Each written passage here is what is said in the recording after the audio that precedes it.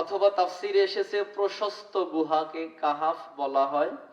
আজ থেকে প্রায় ৬,০০০ বছর পূর্বে বর্তমান জর্ডানের রাজধানী আম্মান শহর থেকে আনুমানিক ৬০ কিলোমিটার দক্ষিণ পূর্বে ইবনে আব্বাস রাদিয়াল্লাহু তাআলা আনহুর বর্ণনা অনুযায়ী একেবারে মানজালুস নামক পাহাড়ের হাইজুম নামক গুহার ভিতরে এক মর্মান্তিক হৃদয় বিদারক এক ঘটনার অবতারণা ঘটেছিল, যার বর্ণনা এই সূরার ভিতরে এসেছে।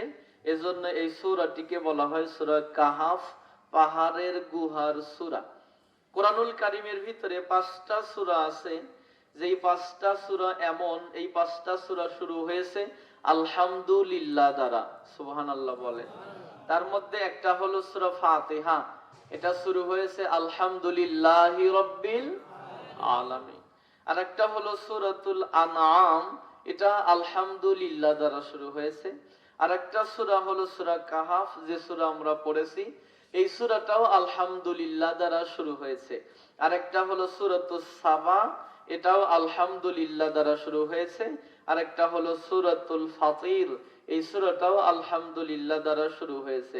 ৫টা সূরা আলহামদুলিল্লাহ দ্বারা শুরু হয়েছে। আমরা তাফসীর বুঝতে গেলে একটু বুঝতে হবে এই সূরার সাথে পূর্ববর্তী সূরার মিল কি রকম।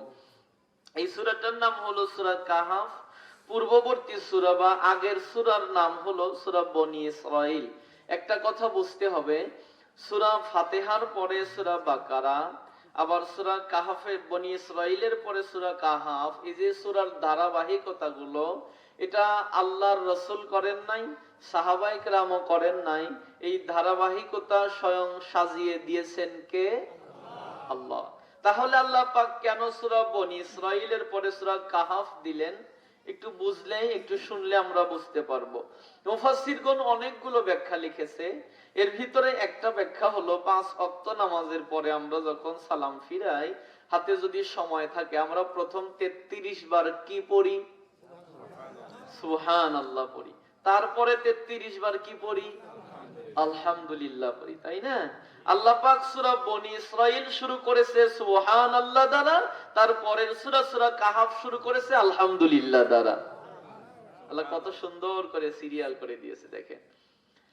আবার আরো একটা ব্যাখ্যাতে এসেছে কাফেরেরা রাসূল আকরাম সাল্লাল্লাহু আলাইহি ওয়াসাল্লামকে ৩টা প্রশ্ন করেছিল। কয়টা প্রশ্ন? ৩টা প্রশ্নের জবাব আল্লাহ পাক ২টা সূরার ভিতরে দিয়েছেন। প্রথম তারা প্রশ্ন করেছিল রূহ কি, রূহের তাৎপর্য কি? আল্লাহ পাক বললেন, হে রাসূল আপনি বলেন, কুলির রূহ মিন আমরি রাব্বিহিম, রূহ হলো that is the order of আল্লাহ, এটা হলো আল্লাহ পাকের একটা নির্দেশ। এইটা জবাব এসেছে সূরা বনী ইসরাঈলে। পরের ২ প্রশ্নের উত্তর এসেছে হলো সূরা কাহাফে। এজন্য সূরা বনী ইসরাঈলের পরে আল্লাহ সূরা কাহাফের স্থান দিয়েছে। বলেন সুবহানাল্লাহ। আমরা শুনবো শানে নুজুল, কেন নাজিল হয়েছিল। কোরআন বন্ধ করার জন্য মক্কার কাফেরেরা বুদ্ধি নেওয়ার জন্য ২ জন কাফেরকে মদিনাতে পাঠালো। একজন হলো নজর ইবনে হারেস আর একজন হলো উতবা ইবনে মুঈত।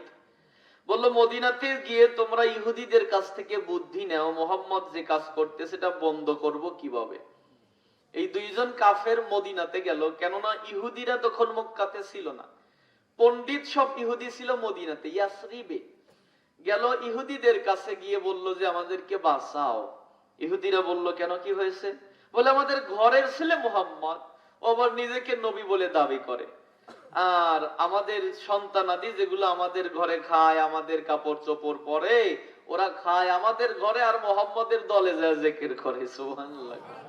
তাহলে বাঁচাও, নাইলে এই কার্যক্রম যদি চলতে থাকে আমাদের নেতৃত্ব কর্তৃত্ব কিছুই থাকবে না, সব মুহাম্মদের হাতে চলে যাবে।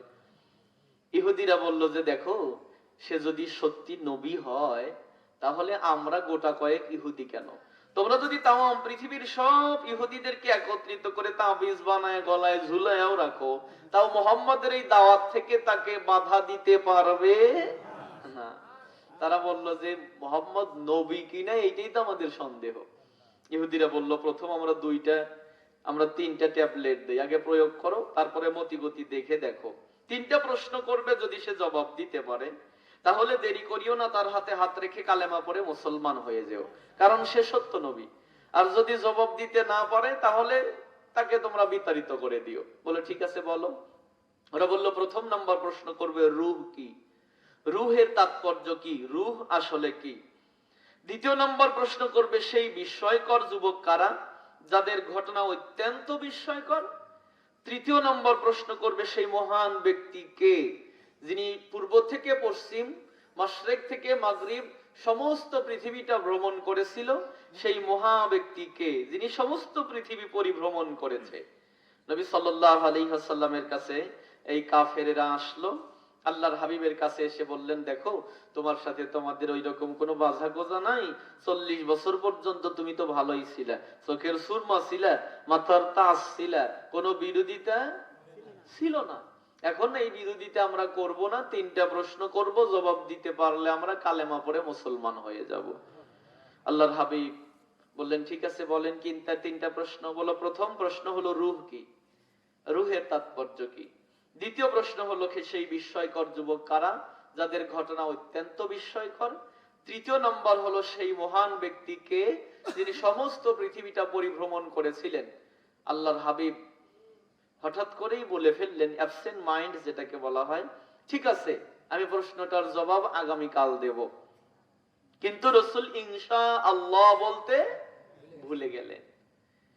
কারণ রাসূল তো দেখতেছে প্রতিদিন জিবরাইল আমিন আসবে, আমি জবাব শুনে নেব। কারণ আল্লাহর হাবিব তার নিজের বানোয়াট একটা কথাও বলেন নাই। আল্লাহ পাক বলেন, আমার বন্ধু যদি তার বানোয়াট একটা কথা বলতো, আমি তার ডান হাতকে চেপে ধরতাম, তার কণ্ঠনালীকে ছিঁড়ে ফেলে দিতাম।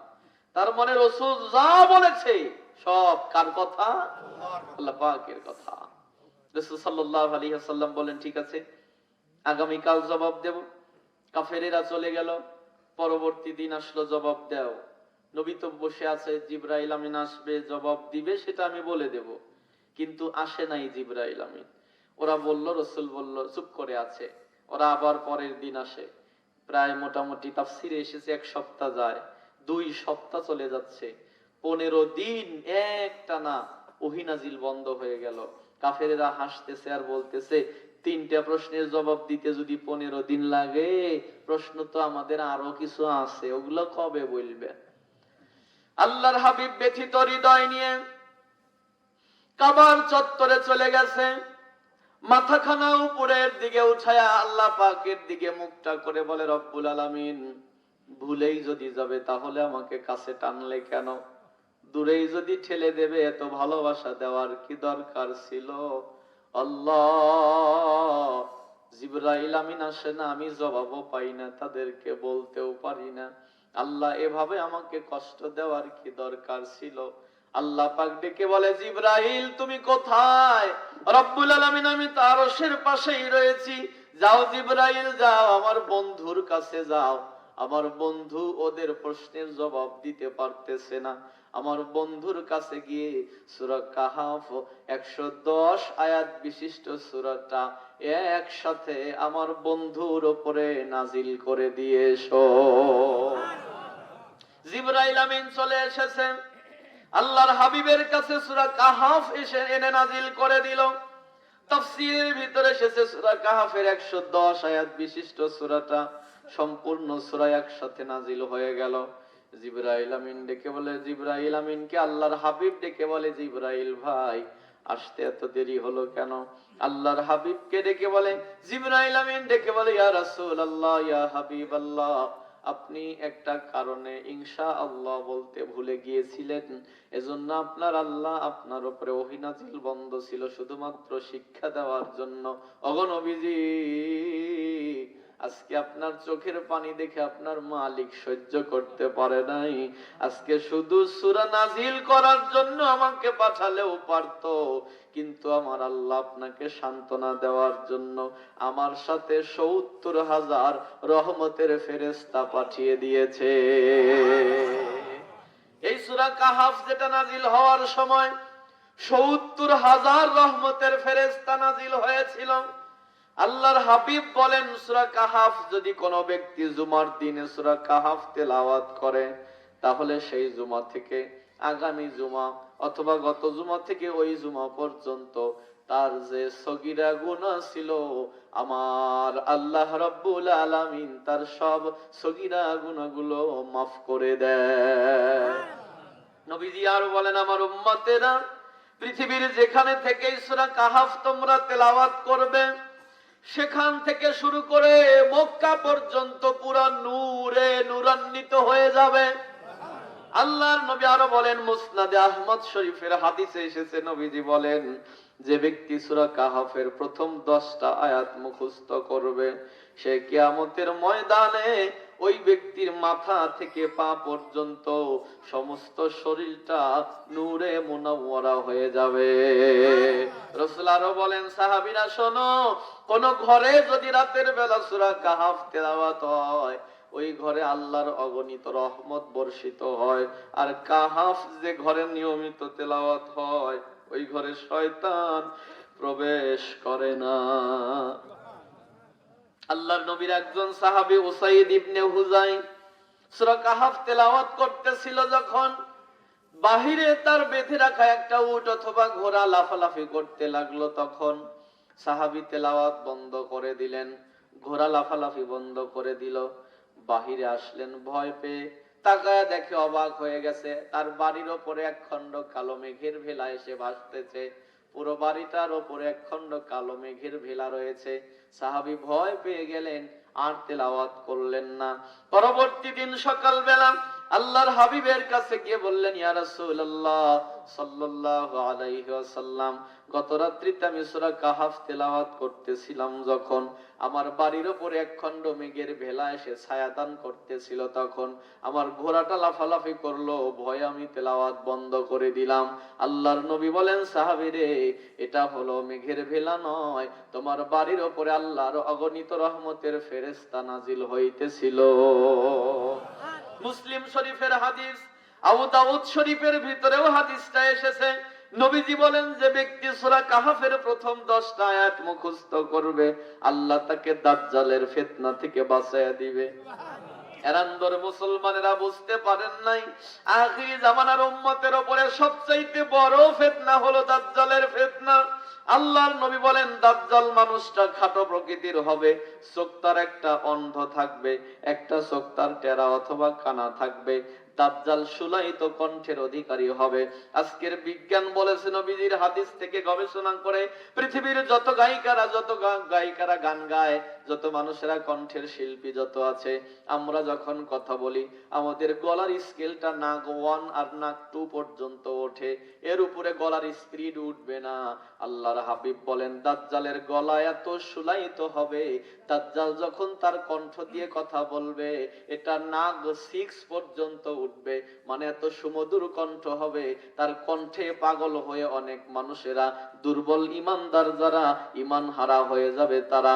উম্মতেরা রে, যদি শুনতে পাও দাজ্জাল এসেছে, দেখা করার স্বপ্নেও দেখিও না, আল্লাহর কাছে দোয়া করিও, আল্লাহ যেন তোমাকে নিরাপদে কবরে নিয়ে যায়। কারণ দাজ্জালের সামনে যখন মানুষ দাঁড়িয়ে যাবে, ঈমান রাখা কষ্ট হয়ে যাবে, দুর্বল ঈমানদাররা ঈমান হারা হয়ে যাবে।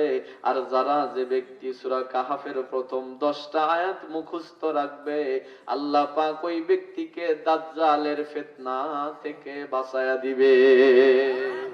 উম্মে হিশাম বলেন, আমি প্রত্যেক শুক্রবার দেখতাম আমার নবীজি সূরা কাহাফ তেলাওয়াত করতেন, আমি রাসূলের পাশে বসে বসে তেলাওয়াত শুনতাম। শুনতে শুনতে আমার কান এমন মুখস্থ হয়ে গেল, কয়েক মাস যেতে না যেতে সূরা কাহাফ সম্পূর্ণ আমার মুখস্থ হয়ে গেল। আমার বাপজি, এখান থেকে একটা কথা বলি, যারা মুখস্থ আছে, যারা কোরআন পড়তে জানি, তারা তো পড়বো প্রতি শুক্রবার সূরা কাহাফ। যারা পড়তে জানি না, ছেলে মেয়েরা যারা কোরআন তেলাওয়াত জানে, তাদের পাশে বসে বলবো, বেটা তুমি একটু পড়ো, বেটি তুমি একটু পড়ো, আমি একটু শুনি। শুনতে শুনতেও কিন্তু অনেক সময় মুখস্থ হয়ে যায়। 10টা আয়াত যদি মুখস্থ করতে পারেন, দাজ্জালের ফিতনা থেকে আল্লাহ আপনাকে বাঁচিয়ে দিবে। আল্লাহ আমাদেরকে বোঝার তৌফিক দান করুক, আমরা পড়ি আমিন। চলে গেলাম আমরা সরাসরি সেই কথার দিকে। জিবরাইল আমিন ডেকে বললেন, ওগো নবীজি, কেন আপনার উপরে ওহী নাজিল হয় নাই? ওহী নাজিল কেন বন্ধ ছিল? আপনি এ নিয়ে আপনি চিন্তিত হয়েছেন, আপনি পেরেশানিত হয়েছেন। নবীজি শোনেন, ওয়ালা তাকুলান্না লিশাইইন ইন্নী ফাইলুন যালিকা গাদা ইল্লা আইয়াশা আল্লাহ।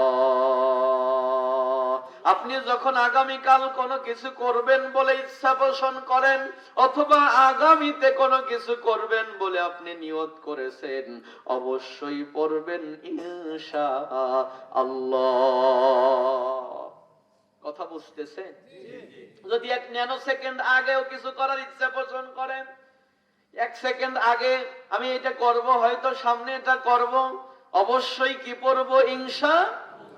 যদি হঠাৎ আমরা ভুলে যাই, আল্লাহ পাক সে কথাও বলে দিয়েছেন, ওয়াজকুর রাব্বাকা ইযা নাসিতা ওয়া কুল আসা আন ইয়াহদিয়ানি রাব্বি লিআকরাবা মিন হাযা রাশাদা। যদি তুমি ইনশাআল্লাহ বলতে ভুলে যাও, যখন তোমার মনে পড়বে তখনই পড়ে নাও ইনশাআল্লাহ। আল্লাহ কত সুন্দর কথা বলেছেন। ইসলাম কখনো কারোর উপরে জোর জুলুম করে নাই। ইসলাম কত সুন্দর একটা ধর্ম, মনে নাই, যখন মনে পড়েছে তখনই পড়ে নাও ইনশাআল্লাহ। চলে গেলাম আমরা সরাসরি কাম টু মেইন পয়েন্ট। রাসূলকে প্রশ্ন করেছিল কয়টা? প্রথম হলো রূহ কি, এ ব্যাপারে জবাব হলো বনি ইসরাইল। আমরা যেহেতু পরের সূরা কাহাফ পড়েছি, আমরা ওই জবাবটা পাবো না। আমরা দ্বিতীয় প্রশ্নের জবাব আজকে শুনে যাব। আল্লাহর হাবিবকে প্রশ্ন করলো, ইয়া রাসূলুল্লাহ, সেই বিস্ময়কর যুবক কারা যাদের ঘটনা অত্যন্ত বিস্ময়কর? আল্লাহর হাবিবকে আল্লাহ পাক শিক্ষা দিয়ে দিলেন, জানিয়ে দিলেন, ওগো নবীজি, তারা আপনাকে প্রশ্ন করেছে, আমি আপনাকে জবাব দেই, আমিও আপনাদেরকে বিস্তারিত বলি। কানটা খরগোশের মতো খাড়া করে শুনতে হবে। দেশের নাম হলো জর্ডান, বাদশার নাম হলো দাকিয়ানুস।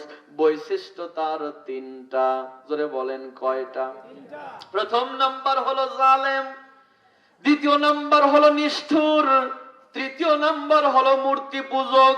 তাফসিরে নোট করে লেখা আছে, পৃথিবীতে যত জালেম এসেছে, যত স্বৈর শাসক এসেছে, তাদের মধ্যে 3টা বৈশিষ্ট্য পাওয়া গেছে। প্রথম নাম্বার, তারা জালেম হয়। কি পরিমাণ জালেম হলে, কি পরিমাণ জালেম হলে ফেরাউন মুসা নবীকে পৃথিবীতে আসতে দেবে না, এজন্য ফেরাউন শত শত শিশুকে হত্যা করেছিল। কি পরিমাণ জালেম হলে নমরুদ জীবন্ত ইব্রাহিমকে আগুনে ফেলার নির্দেশ দিতে পারে। কি পরিমাণ জালেম হলে স্বৈরাচার আমার দেশের মানুষের ট্যাক্সের টাকা দিয়ে গুলি কিনে ছোট্ট ছোট্ট মাসুম বাচ্চাদেরকেও গুলি থেকে রেহাই দেয় নাই। ভুল বললাম? কি পরিমাণ জালেম হলে এটা হতে পারে? এই বাদশা ছিল জালেম। জালেম বাদশা, তিনি তার সমস্ত দেশের মধ্যে একটা আইন জারি করে দিল, আমার দেশে থাকবে যারা মূর্তি পূজা করবে তারা, আমার দেশে থাকবে যারা মূর্তির পায়ে সেজদা দিবে তারা, আমার দেশে থাকবে যারা মূর্তিকে রব হিসেবে মানবে তারা, আর আমার কথা মানবে না যারা 2 খণ্ড দ্বিখণ্ডিত হয়ে যাবে তারা। সমস্ত দেশের মানুষ এই কথা শুনলো যখন, সবাই মাথা নিচু করে দিল। তখন বাদশা যা বলেছেন তাই করব, জীবন বাঁচানো বড় দায়। আমাদের সমাজে অনেক মানুষ আছে বলে জীবন বাঁচাতে গেলে মিথ্যা কথা বলা যায়। আমার বন্ধুরা, মিথ্যা বলে জীবন বাঁচানোর চাইতে সত্য বলে জীবনটাকে শেষ করে দেওয়াটাই ভালো, কারণ মরার পরে ঈমান আনার সুযোগ নাই। ঈমানের উপরে থাকতে গেলে প্রয়োজনে মৃত্যু এসে যাক, কিন্তু বেঈমান হয়ে যদি মৃত্যুবরণ করি, আর কি ঈমান আনার সুযোগ আছে? আমার বাপজি, জালেম বাদশা যখন এই হুকুম জারি করে দিল, সারা দেশের মানুষেরা মাথা নত করে দিল। ঠিক আছে, বাদশা যা বলেছেন আমরা তা মেনে নিলাম। মেনে নেয় নাই শুধুমাত্র 7 জন যুবকের দল। 7 জন যুবক বলতেছে, বাদশা রে, তোমার কথা সারা দেশের মানুষ মানতে পারে, কিন্তু আমরা 7 জন যুবক মানি না, মানব না। 7 জন যুবক প্রকাশ্যে বিদ্রোহ ঘোষণা দিল। তাফসিরে এসেছে 7 জন যুবক, তাদের গায়ে ছিল স্বর্ণ ও রৌপ্য খচিত জামা, মানে তারা ধনাঢ্য ফ্যামিলির সন্তান ছিল, ধনী পরিবারের সন্তান ছিল। তাদের গায়ের যে জামা ছিল এর ভিতরে সোনার উপা দিয়ে অঙ্কন করা ছিল, হাতে ছিল বাজু, কানে ছিল দুল। এরকম 7 জন যুবকের ভিতরে আল্লাহ ঈমানকে মজবুত করে দিল। 7 জন যুবক বলতেছে, তুমি যাকে খোদা হিসেবে মানো, যাকে তোমরা খোদা হিসেবে মানতেছো, ওই মূর্তিকে আমরা খোদা হিসেবে মানতে পারি না, কারণ এটা বিবেকেও ধরে না, এটা কার্যকলাপেও বোঝা যায় না। আমরা এটাকে মানতে পারি না, কারণ যে মূর্তি হাঁ করে থাকলে কুকুরে পেশাব করে দিলেও ঠেকাতে পারে না, এটাকে আমরা রব হিসেবে মানতে পারি না। ওই যে এক লোক নাকি গেছে শহর অঞ্চলে ঘুরতে, সন্ধ্যা হয়ে গেছে, এক বাড়িতে যায় বললো, ভাই আমাকে একটু আশ্রয় দেওয়া যায়? লোকটা বললো, ঠিক আছে থাকেন। কিন্তু থাকতে দিছে, মুসলমান ব্যক্তিকে থাকতে দিছে হলো মূর্তি ঘরে, ঠাকুর ঘরে থাকতে দিছে। এই বেচারা শুইছে, ঘুমাইছে, কিন্তু হঠাৎ করে ভুলে এই পাও ঠাকুরের ওই গলার উপর দিয়ে তুলে দিয়ে আছে, মানে মূর্তির গলার উপর দিয়ে। এখন রাত্রিবেলায় হিন্দুকে স্বপ্নে দেখাইতেছে, এই তুই আমার জায়েদ শত্রু আইনে আমার ঘরে শোয়াইছিস, ও তো ওর পাও আমার গলার উপর দিয়ে তুলে দিছে, তাড়াতাড়ি পাও নামা, নইলে তোর বংশ নিপাত করে দেব। লোকটা ঘুম থেকে উঠে এসে বললে, ভাই ওঠেন, কি করছেন আপনি? আপনি পাওকে মূর্তির কাঁধের উপরে উঠাইয়া দিয়েছেন। বললো, ভাই আমার ভুল হয়ে গেছে, আর এরকম হবে না। ওই বেচারা ঘুমায় গেছে, হিন্দু বেচারা। মুসলমান বেচারা আবার ঘুমাতে গেছে, আবার একই কায়দায় পা উঠে গেছে। আবার স্বপ্নে হিন্দুকে দেখাইতেছে, তুই আমার জাত শত্রু আমার ঘরে দিছিস, ও তো পাও আমার কাঁধে তুলে রাখছে, তুই যদি আর পাও কান্দে থেকে না নামাস, আমি তোর বংশ নিপাত করে দেব। বেচারা দ্বিতীয়বার এসে ধমক দিল মুসলমানকে। এ বেচারা তো চমকে গেল, ভাই রাত করে বাইর করে দিলি তো বাঁচার উপায় নাই, ঠিক আছে আর দেব না। ওই হিন্দু ঘুমায় গেছে, মুসলমান আবার ঘুমাইছে, কিন্তু আবার পাও আবার অটোমেটিক্যালি ওই মূর্তির কাঁধের উপরে উঠে গেছে। আবার ওই হিন্দুকে স্বপ্নে দেখাইতেছে, তুই আমার জায়েদ শত্রু এনে আমার ঘরে শুবের দিছিস, ও পাও আমার কাঁধে তুলে দিছে, যদি ওর পাও না নামাস আমি তোর বংশ নিপাত করে দেব। হিন্দু বেচারা ঘুম থেকে উঠে বলে, আরে বেচারা কয় কি স্বপ্নে আইসে যে কাঁধে থেকে পাও নামাইতে পারে না, ও আবার আমার বংশ নিপাত করবে কেমনে? ঠিক না? নাকের ডাগার উপরে মাছি পরে পায়খানা করে দিলে ঠোঁটের উপরে পরে তাড়াতে পারে না, খোদা হয় কেমন? বিবেকেই তো ধরে না। কথা বলে 7 জন যুবক বললে, এটাকে আমরা খোদা হিসেবে মানি না। যারা বলেন মানি না। আল্লাহ পাক কত সুন্দর করে যুবকদের বর্ণনা দিয়েছে। রব্বুল আলামিন আহকামুল হাকিমিন ডেকে বলে, ইয়া রাসূলুল্লাহ, ওরা আপনাকে ওই যুবকদের সম্পর্কে জানতে চেয়েছিল, আমি আপনাকে বলি, নাহনু নাকুসু আলাইকা নাবাআহুম বিল হক ইন্নাহুম ফিতয়াতুন আমানু বিরাব্বিহিম ওয়াজিদনাহুম হুদা। আল্লাহ রাব্বুল আলামিন বলেন, হে রাসূল আমি আপনাকে বলি শোনেন, ইন্নাহুম ফিতয়াতুন, নিশ্চয়ই তারা ছিল যুবক। ফিতিয়া শব্দটি ফাতা শব্দের বহুবচন। ফাতা শব্দের অর্থ হলো যুবক, আর ফিতিয়াত অর্থ হলো যুবকগণ। নিশ্চয়ই তারা ছিল যুবকগণ। তাফসিরে এসেছে যৌবনকাল কাকে বলে? 3টা বিষয়ের উপযুক্ত সময়কে যৌবনকাল বলা হয়। একটা হলো সিদ্ধান্ত গ্রহণ, একটা হলো কার্য সম্পাদন, আর একটা হলো চরিত্র গঠন। দেখবেন যুবককালে যে মুরব্বীর চরিত্র ভালো ছিল না, ও মুরব্বী বুড়া কালেও তাকাতে গেলে চোখের চাহনি ভালো না। ভুল হইল না? ওই যে গার্লস স্কুল ছুটি দিছে, মুরব্বী ভাঙ্গা লাঠি নিয়ে যায় রাস্তার পারে দাঁড়াইছে, মেয়েরা যখন যায়, ও মা তোমার বাড়ি কোনে, তোমার আব্বার নাম কি, এই বলে গাও সাহেবটা দোয়া করিয়া দেয়। কথা কন্যাকে 7 জন যুবক আল্লাহ পাক বলে, নিশ্চয়ই তারা ছিল যুবকগণ। কি করেছে? আমানু বিরাব্বিহিম, তারা রবের উপর ঈমান এনেছে। আল্লাহ পাক বলেন রবের উপরে যারা তখন তারা ঈমান আনলো, তারা যখন প্রকাশ্যে বিদ্রোহ ঘোষণা করলো, আমি আল্লাহ কি করলাম, অজিদনাহুম হুদা, আমি তাদেরকে হেদায়েতের উপরে অটল করে দিলাম, হেদায়েত তাদের অন্তরের ভিতরে বৃদ্ধি করে দিলাম। প্রকাশ্যে 7 জন যুবক যখন এই ঘোষণা দিল, আল্লাহ পাক বলেন যখন এই ঘোষণা ওরা দিয়েছে, সাথে সাথে বাদশা নামদার বলল, আগে ওদেরকে ধরো, জেলখানার মধ্যে ভরো, তারপরে আমার কাছে মামলা দাও। পুলিশেরা বলল, স্যার নিয়ম, রাষ্ট্রের নিয়ম হলো আগে মামলা দেওয়া, তারপরে আসামি ধরা।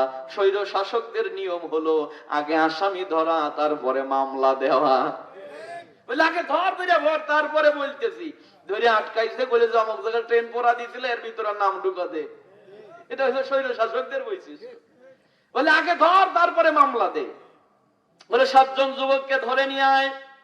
7 জন যুবককে যখন ধরে নিয়ে গেল, বাদশা নামদার প্রথম হুমকি ধামকি দিল, তাফসিরে এসেছে, যুবকেরা আছে আমাকে, এই 7 জনকে বাচ্চা বাচ্চা পোলাপান, তোমরা আবার মিছিল করো আমার বিরুদ্ধে, রাজাকারের বাচ্চারা কথা বোঝে না, আমার বিরুদ্ধে মিছিল করে, গুড়া গুড়া চাল বল। হ্যাঁ, এই ওদেরকে বলছি যে আগে ওদেরকে খেদা, বলেছে স্যার খেদাবো, একটারে মারতেছি আর 3টো সামনে এগিয়ে আসে, কয়টো মারবো আমরা। 7 জন যুবককে প্রথম হুমকি দিয়েছে, তোরা যদি এর উপরে অটল থাকোস, পরিণতি কি হতে পারে জানোস? আসলে তাই, স্বৈর শাসকদের আর যাই হোক হুমকি গুলো শক্ত হয়। সকালবেলা পালাইবে, রাত্রি বেলা হুমকি দেয়, দেখিয়েছে দেব, কথা কয় না। প্রথম হুমকি দিল, আল্লাহ পাক বলেন আমানু বিরব্বিহিম, রবের উপরে ওরা ঈমান এনেছে, আর ওদেরকে হুমকি দিচ্ছে আমি আল্লাহ ওয়াজিদনাহুম হুদা, ওদের ঈমানকে বৃদ্ধি করে দিলাম, ওরা আল্লাহু আকবার বলে দাঁড়িয়ে গেল। 7 জন যুবক দাঁড়িয়ে গেল।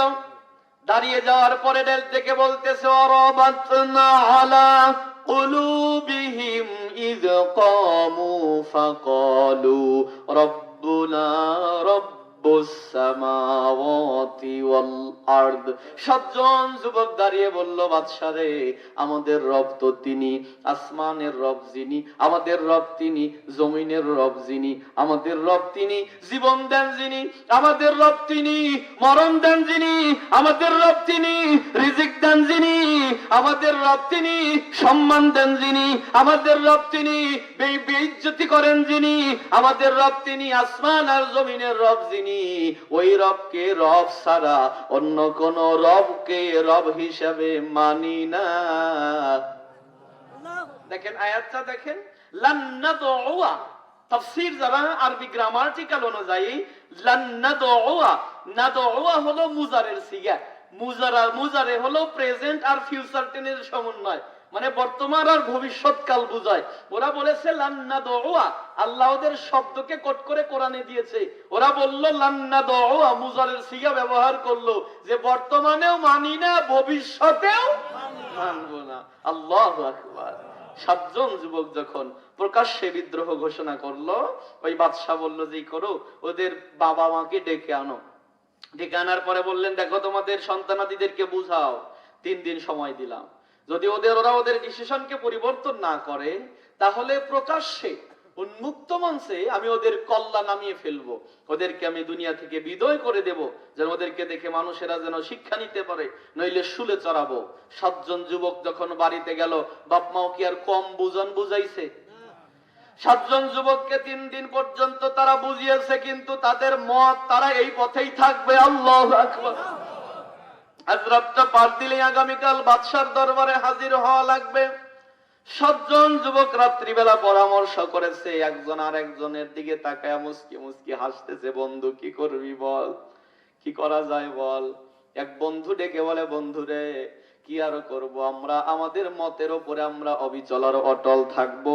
বাদশা যদি আমাদেরকে প্রকাশ্যে মানুষের সামনে যদি হত্যা করে ফেলে, রক্তাক্ত দেহ সহকারে মাটির মধ্যে পুঁতে রাখবে, আর রক্তাক্ত দেহ নিয়ে কবরে যাব। কিয়ামতের ময়দানে যখন আমার নবীজি সহ, আদম পয়গম্বর সহ, ইব্রাহিম পয়গম্বরের মতো সিনিয়র পয়গম্বর কানবে আর দৌড়াবে, ভয় পাবে, চেহারার মধ্যে ভয়ের ছাপ থাকবে। ওই সময় কিয়ামতের ময়দানে একদল মানুষ আল্লাহর আরশের সামনে দিয়ে বুক টান করে জান্নাতের দিকে চলে যাবে। আল্লাহ ডেকে বলবে, দাঁড়াও, কারা তোমরা? ওরা মাথা ঘুরিয়ে বলবে, রব্বুল আলামিন, আমরা তো তারা তোমার দ্বীনের জন্য জীবনকে বিসর্জন দিয়েছি যারা, আমরা তো তারা তোমার ইসলামের জন্য হাত দিয়েছি যারা।